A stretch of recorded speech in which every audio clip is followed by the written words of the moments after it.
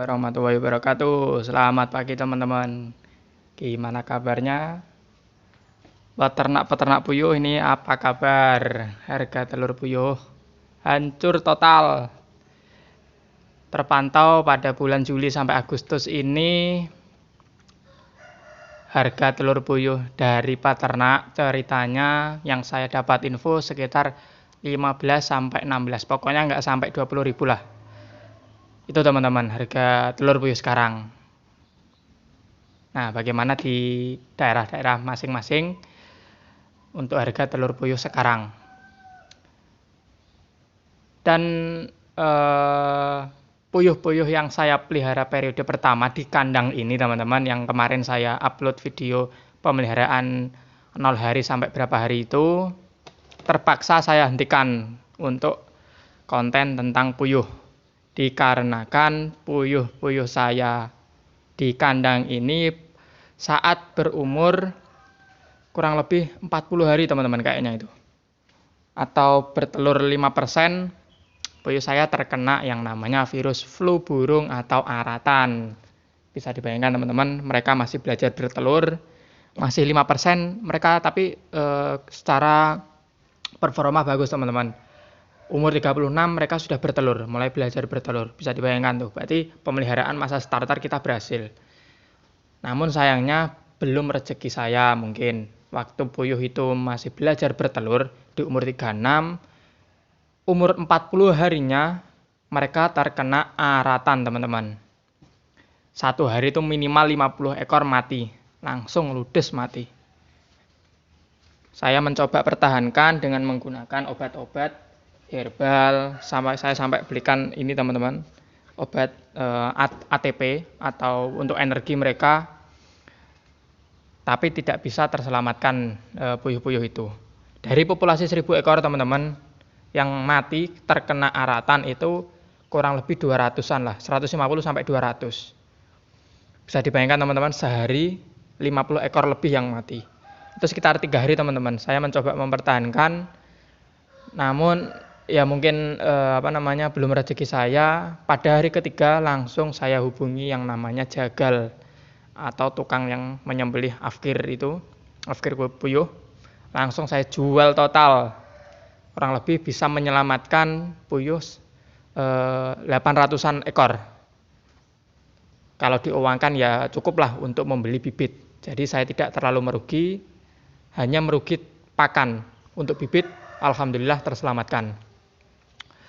Setelah itu teman-teman, terpaksa saya berhenti untuk beternak kurang lebih 1 sampai 2 bulan lah. Karena mental dan biaya juga belum ada, seperti itu. Terpaksa kandang-kandang baterai puyuh kita itu kita semprot total, lalu kita keluarkan. Karpet-karpet yang di sini terpal itu kita buang semua. Kita singkirkan, kita cuci di rumah. Ya nanti kalau ada panen-panen padi bisa kita manfaatkan. Tapi untuk puyuh sekarang nggak tahu lah gimana nasib para peternak puyuh di saat PPKM seperti ini juga. Kabarnya sangat, ya itulah, harganya hancur. Lalu teman-teman, saya juga berkunjung ke berbagai peternak di sekitar rumah saya ini untuk melihat peternak atau beternak apa yang masih menguntungkan dari segi pemeliharaan, tidak terlalu ribet, harga penjualan juga masih bagus, dan pasar masih sangat terbuka. Ternyata saya menemukan yang namanya beternak bebek potong atau bebek hibrida teman-teman. Yang 40 hari kita bisa memanen, seperti itu. Untuk kandang ini langsung saya ubah seketika. Kandang baterai saya keluarkan total, untuk air minum saya ganti. Pipa-pipa ini langsung saya sambungkan. Cuma satu baris ini teman-teman kita pakai untuk air minum bebek nantinya, seperti itu. Kita gantung model seperti ayam. Nah, yang pertama untuk menyiapkan kandang teman-teman. Yang pertama kita akan membahas tentang persiapan kandang bebek. Untuk kandang bebek yang baru datang, sama seperti pemeliharaan puyuh sebelumnya, kita harus memanaskan atau membesarkan di box brooding. Nah, kandang puyuh brooding ini kita manfaatkan besok untuk menghangatkan atau membesarkan bebek umur 0 hari kurang lebih seminggu sampai 10 hari kita taruh di box ini teman-teman. Tetap kita akan menggunakan lampu tersebut. Kita akan sebagian tutup ini dindingnya menggunakan karung atau koran bekas seperti itu. Nah, ini coba kita cek. Nah, musiknya juga nyalakan. Nah, ini kita akan menggunakan ini sebagai kandang pembesaran bebek. Setelah di sini seminggu teman-teman, nanti kita akan memindahkan bebek tersebut di lantai. Nah, ini ukuran kandang satu blok, ukuran kandang total ini teman-teman dari tembok ini sampai ujung sana itu 12 meter. Masing-masing kamar ini lebarnya 3 meter dan panjangnya ini 6 meter. Jadi 12 meter kita bagi 4 menjadi masing-masing satu kamar ini 3 meter. Nah, ini untuk kapasitas saya coba besok untuk 150 ekor. Jadi total bisa menampung 600. Nah, begitu bebek turun dari kandang brooding, kita akan sekat seperti ini. Kita akan bagi 2. Karena bebek masih kecil, mereka tidak perlu membutuhkan ruangan yang cukup lebar untuk aktivitas mereka. Kita sekat bagi 2 seperti ini teman-teman. Lalu mereka akan di sini sementara untuk 2 minggu atau 3 minggu. Perlahan-lahan sekat ini akan kita geser sampai nantinya mentok di sana, akan lepas sekat. Nah, seperti itu teman-teman. Nah, sebelum kita pindah juga teman-teman, kita harus menyiapkan yang namanya sekam. Nah, sebelum lantai ini ditabur sekam, alangkah baiknya kita semprot terlebih dahulu. Biasalah semprot menggunakan desinfektan. Seluruh ruangan ini kita semprot menggunakan desinfektan. Kalau perlu juga disemprot formalin teman-teman. Nah, itu sangat membantu untuk membunuh virus-virus ataupun kuman yang nantinya berbahaya. Lantai ini, kalau kalian menggunakan lantai mester, semen, ataupun tanah seperti ini, alangkah baiknya kita tabur dengan menggunakan ini. Ini yang namanya putih-putih ini kapur gamping teman-teman. Kalau kalian tahu untuk bahan bangunan itu, batu gamping ya teman-teman, yang masih batu, benar-benar batu itu, kita siram dengan menggunakan sedikit air. Kita siram dikit-dikit. Itu akan panas sekali teman-teman, sangat-sangat panas itu. Itu sifatnya panas.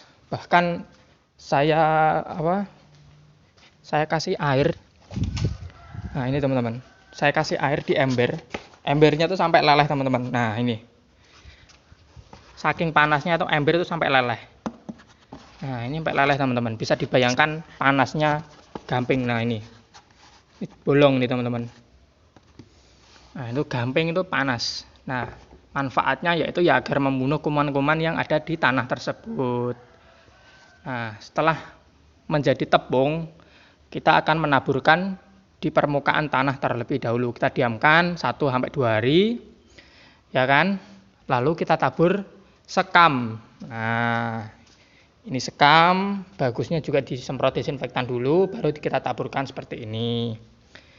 Lalu setelah kita taburkan sekam, boleh atasnya ini dikasih gamping lagi, boleh tidak. Tapi kalau saya kasih ini agar kumannya yang disekam ini bisa hilang. Nah, ini kan masih putih-putih, untuk hilangkannya kita ini teman-teman, kita aduk agar seluruh permukaan sekam ini terkena gamping tersebut. Nah, ini insya Allah kuman-kumannya yang ada di sekam ini hilang. Insya Allah, semoga lah ya. Nah, untuk menyiapkan air minum, untuk permukaan air minum teman-teman, bebek kan terkenal dengan yang namanya unggas air, seperti itu. Mereka suka yang namanya kalau ada air itu sifat mereka itu ingin sekali bermain air.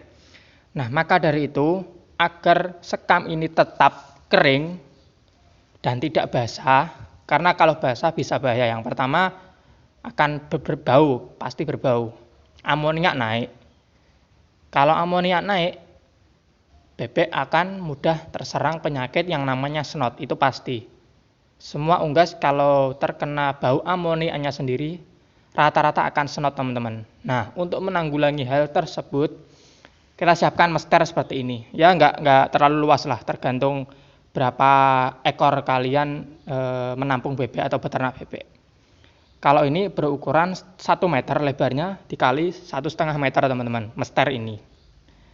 Nah ini ada bibirnya teman-teman, dan di atasnya kita gantung yang namanya air minum. Nah tujuan apa ini? Tujuan dikasih mester ini apa? Kalau itik atau bebek itu minum, pasti akan kececer di sekitar tempat minum itu akan tercecer, atau air minum ataupun mereka buang kotoran di situ. Dan setelah minum kakinya kan mesti basah, terkena ceceran-ceceran air minum. Kalau langsung menginjak di sini, ditakutkan nanti sekamnya akan mudah basah. Kalau di sini, kalau ada mesternya, kan nggak maksudnya tuh air minum yang kececer tuh nggak langsung di sekam, tapi di mester seperti ini.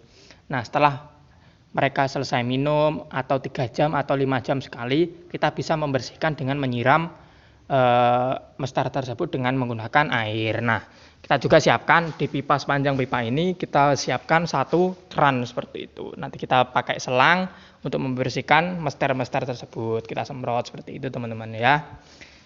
Bagusnya lagi setelah kita semprot menggunakan air, kita semprot menggunakan desinfektan ya. Belajar dari pengalaman sebelumnya yang terjangkit penyakit ya, kita harus lebih lebih menjaga kebersihan atau menjaga sterilisasi kandang tersebut. Nah, setelah kita siapkan air minum seperti ini, sekat kita pasang, kita tabur bagamping, kita tabur sekam, bisa kita bebek disiapkan atau dipelihara di sini teman-teman.